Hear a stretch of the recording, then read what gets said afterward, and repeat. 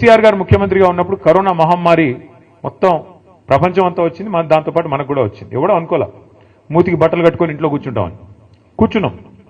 బతుకుంటే బల్సాకు తినొచ్చు అని చెప్పి ఎవరింట్లో వాళ్ళు నోరు మూసుకుని మొత్తం దాదాపు సంవత్సరంన్నర కూర్చున్నాం. దానివల్ల ఏమైంది? ఒక్క రూపాయి ఆదాయం లేదు ప్రభుత్వానికి అన్నాడు. రూపాయి కూడా లేదు. ఎందుకంటే బయట పనులు జరుగుతూనే కదా ప్రభుత్వానికి ఆదాయం వచ్చేది.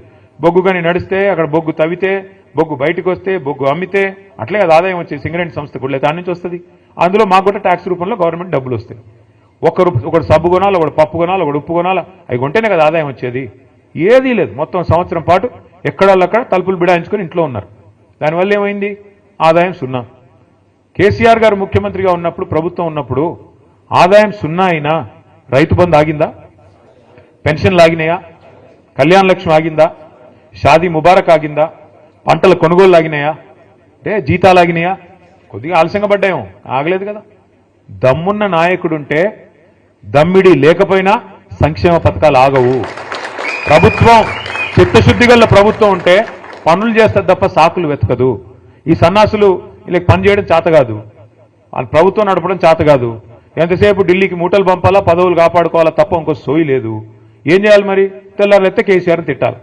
తిడితే చివరికి ఆఖరికి పార్లమెంట్లో కూడా మన వాళ్ళ బీజేపీ ఎంపీయే రఘునందన్ రావు అని బీజేపీ ఎంపీ ఉంటే ఆయన ప్రశ్న వేసినాడు పార్లమెంట్లో. ఏమని? అసలు తెలంగాణలో అప్పులు ఎంత అని కేంద్ర ప్రభుత్వాన్ని అడిగినాడు. కేంద్ర ప్రభుత్వం కుండబద్దలు కొట్టినట్టు చెప్పింది. మొత్తం లెక్కలు controller and auditor general, finance department వాళ్ళందరినీ అడిగి తీసుకొని కుండబద్దలు కొట్టినట్టు చెప్పింది. 10 ఏళ్లలో కేసీఆర్ ప్రభుత్వం చేసిన అప్పు, వదిలిపెట్టిపోయిన అప్పు 3.5 లక్షల కోట్లు. అందులో కేసీఆర్ గారు రాకంటే ముందే 72,000 ఉంది. ఆయన వచ్చినాక 2,80,000 కోట్ల అప్పు చేసినాడు. ఇది మాత్రమే అప్పు అంటూ మన కేంద్ర ప్రభుత్వం స్పష్టంగా పార్లమెంట్లో చెప్పింది. అయినా సిగ్గులేదు.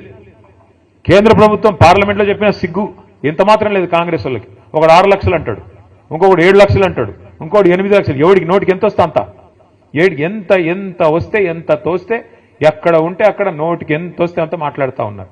ఆధారం ఏంది, ప్రామాణికమైంది, పత్రం ఏంటంటే ఎవరి దగ్గర ఏం లేదు. నోటికి ఎంత వస్తే అంత మాట్లాడాలా, అదరగొట్టాలా, ఉపన్యాసాలు ఇవ్వాలా, మీడియాను మేనేజ్మెంట్ చేసుకోవాలా, ప్రజల్ని మోసం చేయాలా, మళ్ళీ ఇటగే వ్యవహారం నడిపిస్తూ ఉండాలా. ఏం చేస్తున్నారు సక్సెస్ఫుల్గా వాళ్ళు? వాళ్ళ మీదికి రాకూడదు దృష్టి. అందుకే ఏం చేస్తున్నారు? 6 గ్యారంటీలు ఎవరు అడగొద్దు, సింగరేణిలో ఇచ్చిన హామీలు మీరు అడగొద్దు. ఏం చేయాలి మరి? ఏదో డైవర్షన్ గేమ్ ఆడాలి.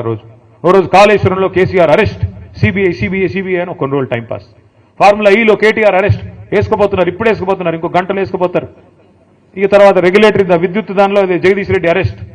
ఈ టైపులో రోజొక్క సొల్లు పురాణం తప్ప 22 నెలల్లో 21 నెలల్లో ఒక్క పని ప్రజలకు పనికొచ్చేది జరిగిందా? ఎవరికన్నా? ఒక్క ఫ్రీ బస్సు, ఏమనంటే ఫ్రీ బస్సు. అది ఎంత గొప్పగా ఉందో నాకంటే బాగా మీకే తెలుసు. ఎన్నడూ చూడని దృశ్యాలు చూస్తున్నాం ఫ్రీ బస్సుల్లో.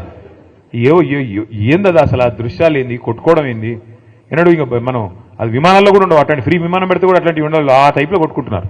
అంటే ఇలాంటి తప్ప ఒక్కటంటే ఒక్కటి నిజంగా రాష్ట్రానికి దీర్ఘకాలికంగా, మధ్యకాలికంగా పనికొచ్చే ఒక్క పని కూడా 21-22 నెలల్లో జరగలేదు. ఇంకా భవిష్యత్తులో జరుగుతుందనే విశ్వాసం అయితే నాకైతే లేదు. ఎందుకంటే తెల్లారు లేస్తే వీళ్ళకి డబ్బులే యావ తప్ప, ఢిల్లీకి మూటలు పంపి ఎట్లా కాపాడుకోవాలనే యావ తప్ప, ఎట్లా కేసీఆర్ గారిని మన పార్టీని బదనాం చేయాలా, ఎట్లా ఇబ్బంది పెట్టాలన్న ఆలోచన తప్ప ఒక్కటంటే ఒక్కటి పని చేసి ప్రజలకు ఇచ్చిన హామీ నెరవేర్చాలన్న సోయి మాత్రం లేదు. ఇంకా రాదు కూడా నాకు తెలిసైతే. నేను మిమ్మల్ని అందరినీ దయచేసి ప్రార్థించేది ఒకటే. మరి చాలా దూరం నుంచి 300-350 కిలోమీటర్ల దూరం నుంచి కూడా మీరందరూ వచ్చినారు, దానికి ధన్యవాదాలు. కానీ మిమ్మల్ని ప్రార్థిస్తూ ఉన్నాం. మొదటి నుండి ఉమ్మడి ఖమ్మం జిల్లాలో ఏంటో కానీ మనకు తెలియదు, 3 ఎలక్షన్లు కొట్లాడినాం మనం తెలంగాణ వచ్చినాక, 14లో, 18లో, 23లో. ప్రతిసారి మనకు ఒకటే సీట్ వస్తుంది. ఆ 1 అనే సంఖ్య దాటట్లేదు మనం ఎందుకో కానీ.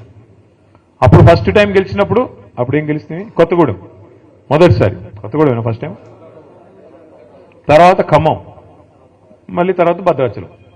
ఈ 3 ఇంకా కొత్తగూడెం, ఖమ్మం, భద్రాచలం. నా రిక్వెస్ట్ మీ అందరితో, అంటే